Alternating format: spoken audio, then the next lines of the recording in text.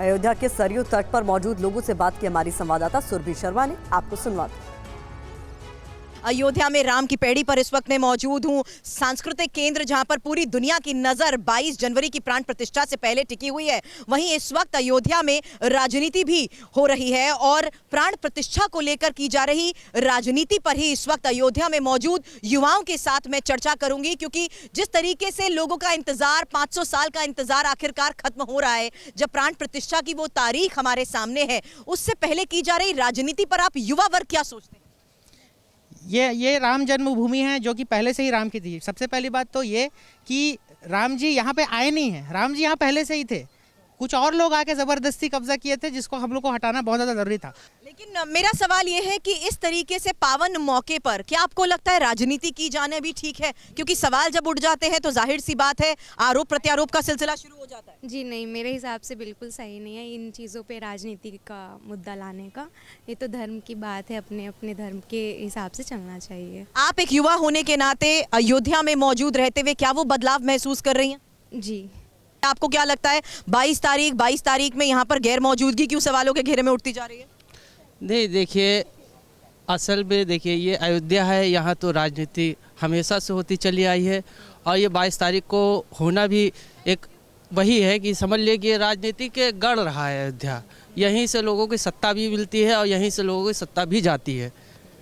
राजनीति का गढ़ रहा है अयोध्या, यहीं से सत्ता आती है और यहीं से सत्ता जाती है। हालांकि कोर्ट का फैसला आने के बाद लग रहा था कि राम मंदिर के मुद्दे पर विराम लग जाएगा और उस पर कोई राजनीति नहीं होगी, लेकिन हकीकत यह है कि जिस तरीके से 22 जनवरी की तारीख नजदीक आ रही है, मामले में राजनीति होती जा रही है, मामला गर्माता जा रहा है। इसलिए TV9 भारतवर्ष यहाँ पर अपनी मौजूदगी के जरिए हर अयोध्या वासी क्या सोचता है इस बारे में भी जानकारी आपको लगातार देता रहेगा।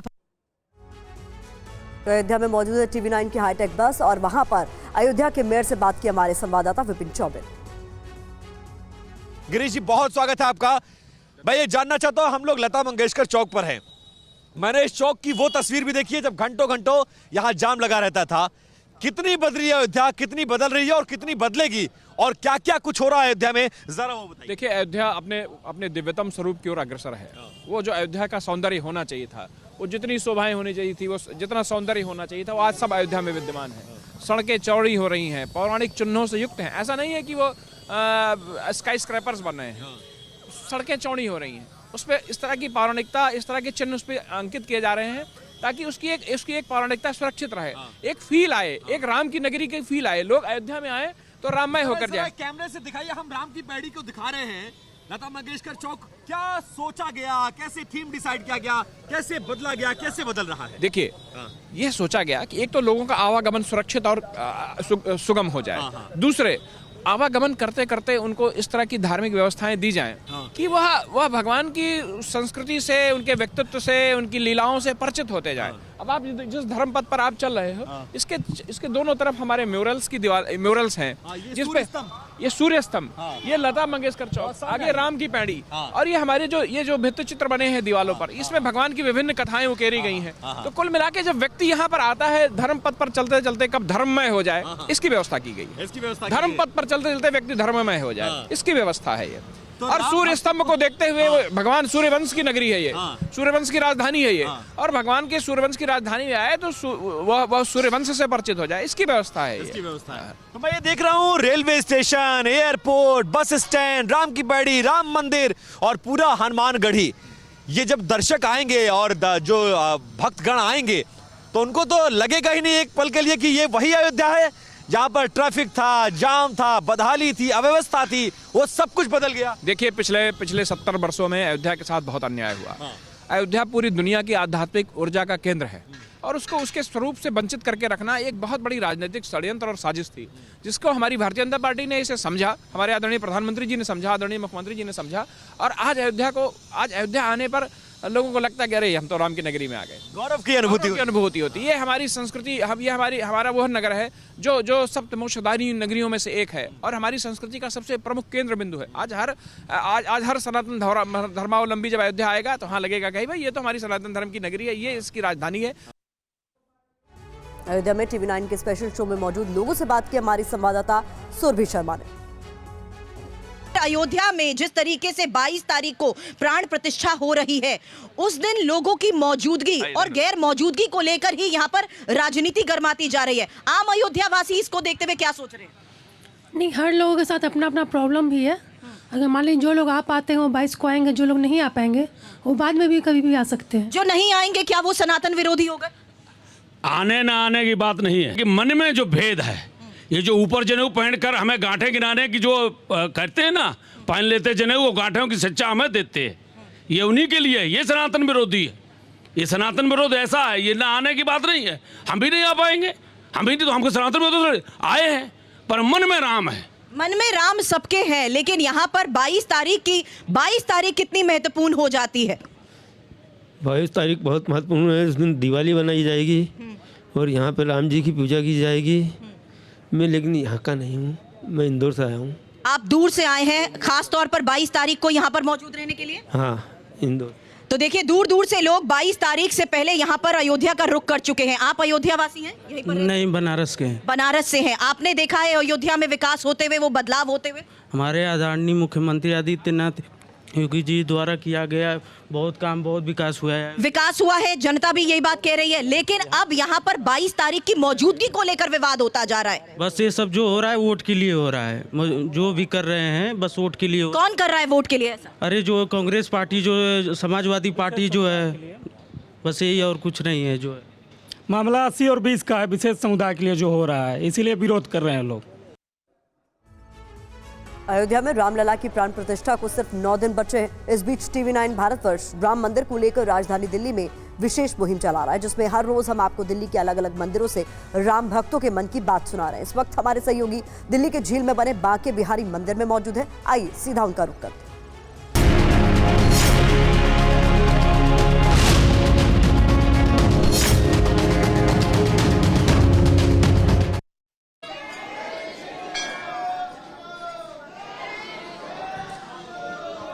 दिल्ली के धाम, जय श्री राम। नमस्कार, आपके साथ मैं हूं करुणा शंकर शर्मा और यहां पर आप देखें कितना उत्साह है। और आज हम कहां पर हैं?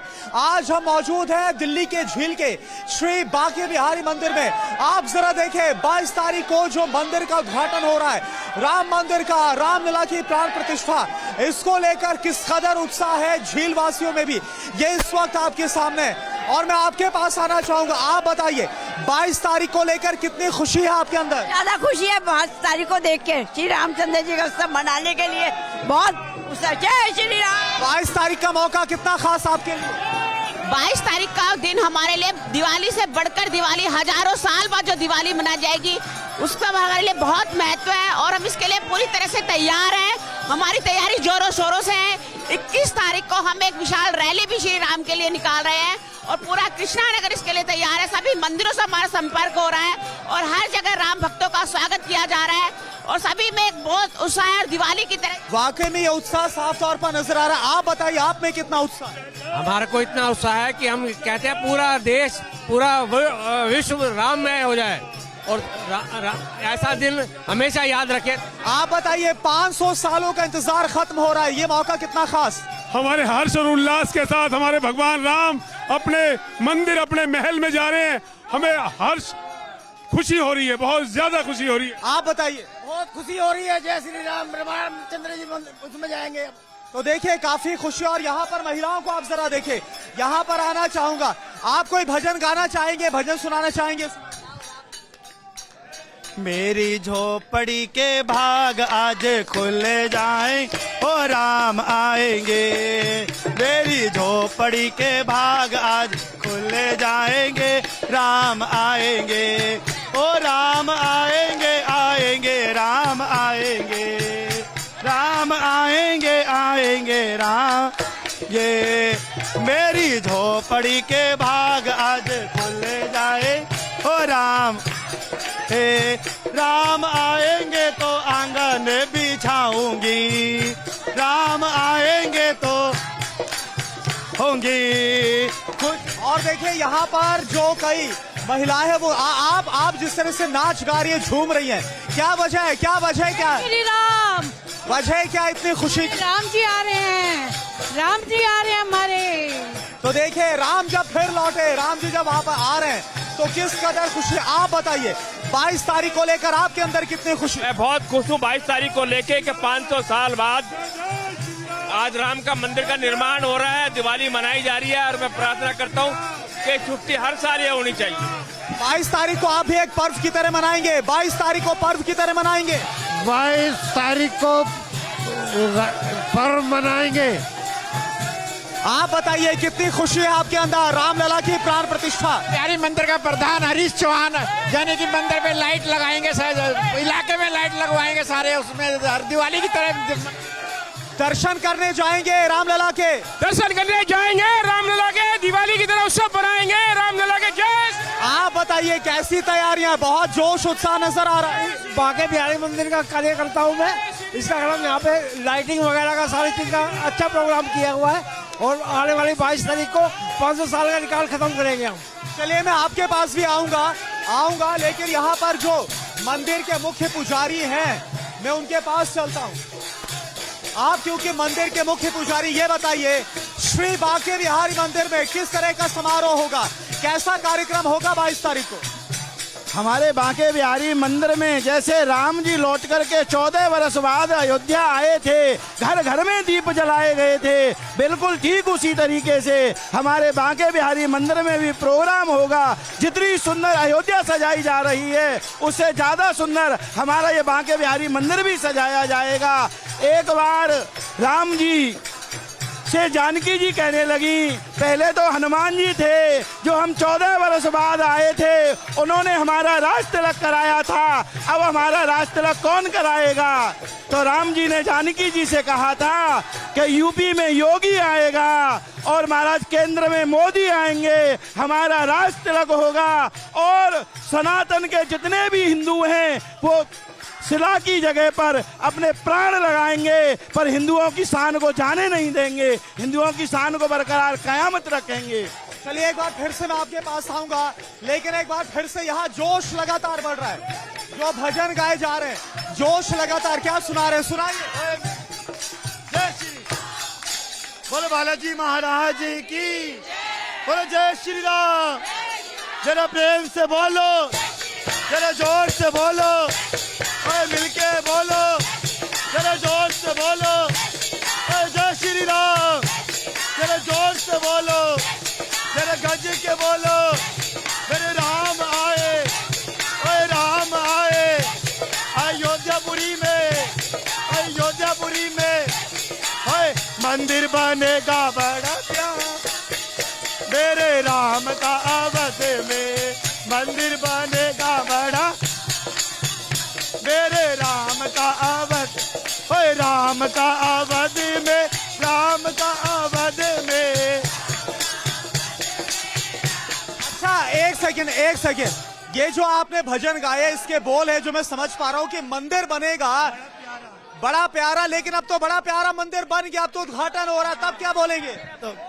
तो इसलिए क्या बोले, क्या भावनाएं, क्या क्या कहना चाहिए? मेरी झोपड़ी के भाग आज खुल जाएंगे, राम आएंगे, मेरी झोपड़ी के भाग आज खुल जाएंगे, राम। अच्छा आप कुछ बोलना चाहेंगे? 22 तारीख आप लोगों के लिए कितना खास है, कैसे 22 तारीख को आप सेलिब्रेट करें? 22 तारीख को बहुत हर्षित दिन है, बहुत टाइम के साथ तपस्या करते करते आज शुभ दिन आया है। हमने उसके लिए बहुत सुंदरकांड पाठ करते, हमारी मंडली हम पाठ करते ताकि राम हमारे घर आएंगे, वो इसके लिए हम सुनाते। आप बताइए 22 तारीख कितनी खास आपके लिए? हम 22 तारीख को दिवाली मनाएंगे अपनी, राम जी आएंगे। तो देखिए लगातार भजन हो रहे हैं, इससे पहले मैं कुछ सवाल करूं, सुन लेते हैं और क्या यहाँ पर भजन गाया बाजे आज तो बधाई बाजे, ओए रंग महल में राम जी आए, ओए सीता अपनी नाल ले आए, ओए राम जी का डंका बाजे, रंग महल में राम जी का डंका, रंग में ओए आज तो बधाई बाजे, ओए रंग महल में श्याम जी आए, राधा अपनी नाल ले आए, ओ श्याम जी मुरली बाजे रंग महल में। देखिए इस कदर खुशी है। अब मैं आप लोगों के पास आ रहा हूँ, आप बताइए 500 साल का इंतजार करना पड़ा, विश्वास था कि ये दिन आएगा? बिल्कुल विश्वास था। हम भाग्यशाली हैं जो हमें भारतवर्ष में जन्म मिला, लेकिन सौभाग्यशाली इसलिए हो गए कि मोदी जी के ने हमें राम मंदिर के दर्शन करा दिए। राम मंदिर के दर्शन प्रभु ने बहुत अच्छे तरीके से कराए। जय श्री राम। माता जी आप कितना सौभाग्यशाली खुद को समझती हैं? बहुत लंबा इंतजार करना पड़ा है। बहुत खुशी है भगवान के मंदिर के बनने की, बहुत। तो देखिए खुशी किस कदर है, लगातार जो लोग हैं वो अपनी खुशी का इजहार, उमंग उत्साह का इजहार कर रहे हैं। आप बताइए, आप कुछ बोलना चाह रहे थे, क्या कह रहे? राम राम जय श्री राम, राम राम जय। कितना खास, कितना बड़ा मौका है ये? बहुत बड़ा मौका है, 5000 साल पुराना मौका है। जय श्री राम। आप बताइए, लगातार जय श्री राम के जयकारे हो रहे हैं। 22 तारीख कितनी खास है और क्या दर्शन करने जाएंगे? दर्शन करने जाएंगे, पूरी लाइटों से मंदिर को सजाएंगे, दीप माला जलाएंगे। आज अयोध्या पूरी दुनिया को क्या संदेश दे रही है? संदेश यही दे रही है कि भाईचारे का संदेश दे रही है। क्या कहा आपने, फिर से बोलिए। भाईचारे का संदेश है पूरी दुनिया को, पूरे वर्ल्ड